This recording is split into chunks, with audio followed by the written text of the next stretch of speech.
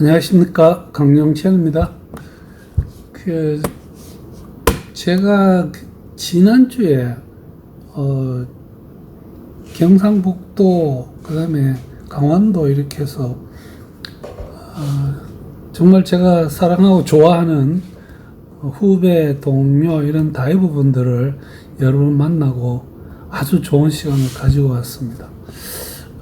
만나 주셨던 친구 한 분 한 분 너무나 감사합니다. 그 여행을 하고 있는 그 와중에 그 보홀에 계시던 어떤 다이버 분이 다이빙을 마치고 나와서 아주 극심한 복통, 그 다음에 가슴 통증까지를 호소한다면서 카톡을 보내셨어요. 한번 대충 읽어보면 그렇습니다. 안녕하세요, 박사님. 제가 급해서 갑자기 연락드립니다.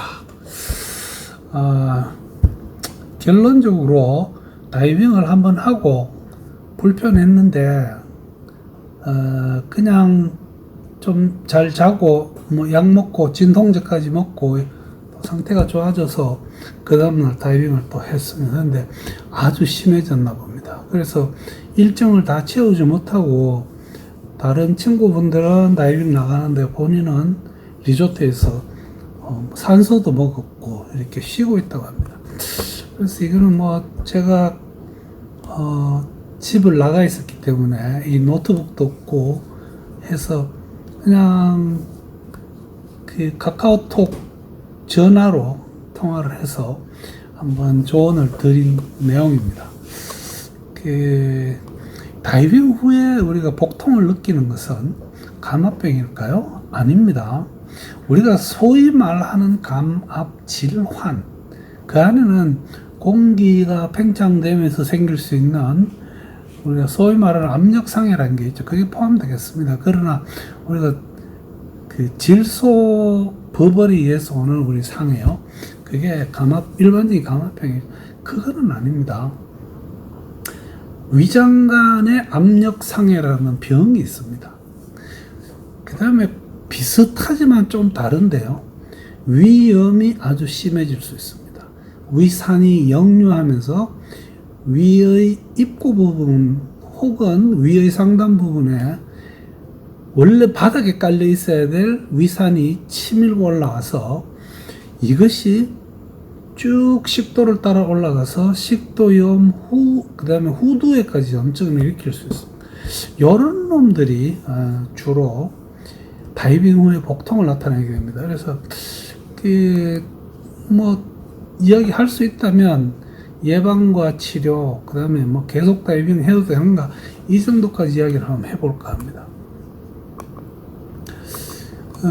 위장관 압력 상해는 간단하게 말씀드리면 우리가 다이빙을 하는 동안 계속 호흡을 하면서 입 안에, 특히 우리가 입으로 호흡합니다. 입 안에 있는 공기를 침을 생길 때 함께 삼키게 됩니다. 문제는 이 공기는 압축 공기입니다.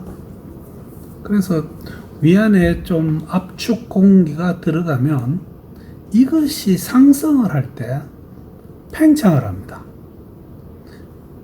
근데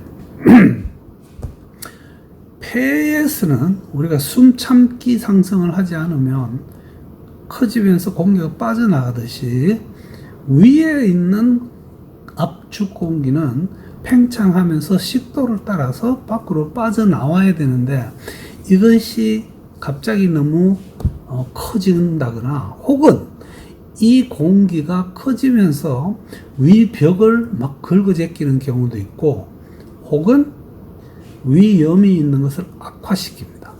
위 속에 있어야 될 소화액, 위산을 식도 위로 치밀어 올라오게 합니다. 이런 일이 다이빙 할 때 생길 수가 있습니다. 그 공기 팽창으로 인한 위장관 압력 상해는 대부분이 그렇게 심각하지 않습니다. 좀 속이 더부룩한 정도로 지나가는 경우가 많고, 이게 좀 심해지면 통증을 일으키기도 하고, 심지어는 우리가 소위 말하는 위경련, 위가 막 꼬이는 것 같은 통증이 오기도 합니다. 구역질을 호소하는 사람이 많고요. 그 다음에 배가 빵빵하게 불러옵니다. 실제 불러옵니다. 복부가 팽만되는 것도 느낄 수 있는데, 문제는 지금 이번에 제가 여러 저널을 한번 뒤져보니까요, 위가 파열된 경우도 보고가 되어 있고요. 심지어는 창자 쪽에서 같은 일이 생겨서 대장의 일부가 파열되는 경우도 보고된 게 있습니다. 즉, 별거 아닌 것이 대부분이지만 심각한 상해로 이어질 수도 있다는 것은 알고 있을 필요가 있습니다. 따지고 보면 다이빙 관련되는 모든 질환이 그렇죠. 대부분이 멀쩡하게 잘 즐기고 행복한 시간을 가집니다. 그런데 어떤 이유로 급상승을 하거나 해서 우리가 감압병을 경험하게 되는 거죠. 이 팽창에 의해서 간혹 우리가 위산이 역류되는 경우가 있고요.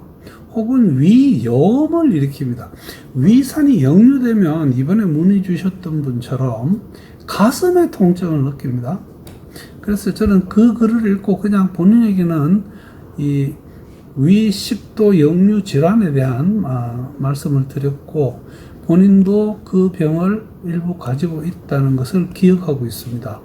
근데 이것도 마찬가지로 멀쩡한데 가만히 있는데 오는 게 아니고, 우리가 공기가 팽창하면서 줄 수 있는 어떤 합병증 중에 하나입니다.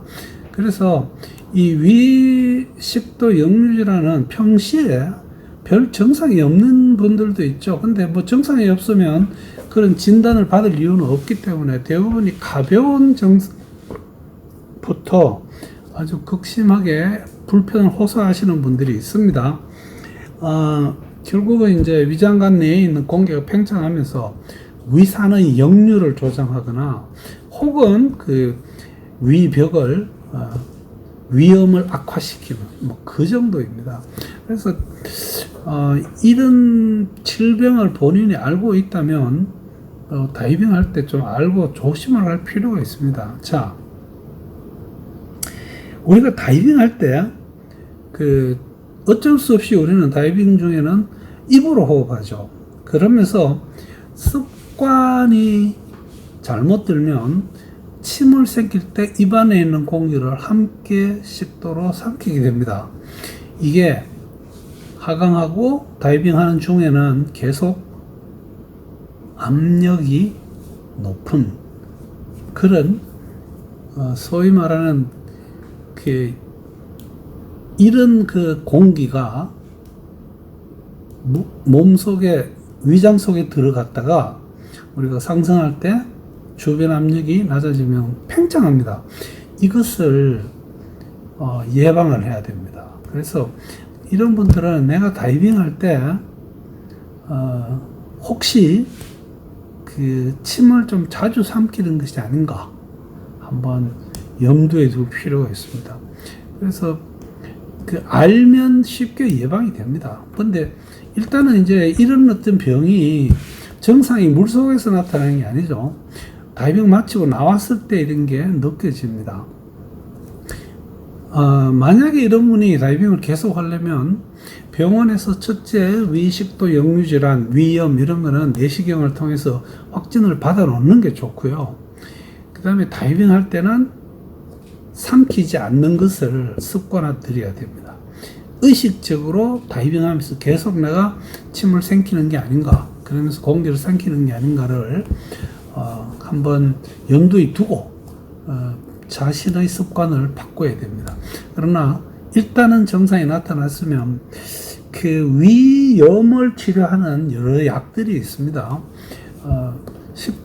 실제 위산 역류 이런 어떤 질환을 가진 사람들은 하루에 하나를 먹는 PPI라는 어떤 그런 위산을 억제하는 그런 약으로 증상이 호전되기도 합니다만, 만약에 이런 증상이 나타났을 때도 이것에 대한 약을 좀 준비를 해서 가시는 것이 안전합니다. 그래서 이 좀 가급적이면 좀 통증 없는, 합병증 없는 이런 다이빙을 하실 수 있으면 좋지 않을까 이렇게 생각합니다. 이번에 제가 어제 다시 통화를 했는데 돌아오셔서 위험 치료를 현재 받고 계시고, 또 좀 좋아지면 다시 위의 내시경도 검사해서 제가 이렇게 권했습니다. 될 수 있으면 빨리 좋아지셔서 즐겁고 행복한 다이빙 계속 하시면 좋겠다. 여러분에게도 똑같은 말씀을 드리겠습니다. 즐거운 다이빙 되시기 기원합니다. 시청해 주셔서 대단히 감사합니다.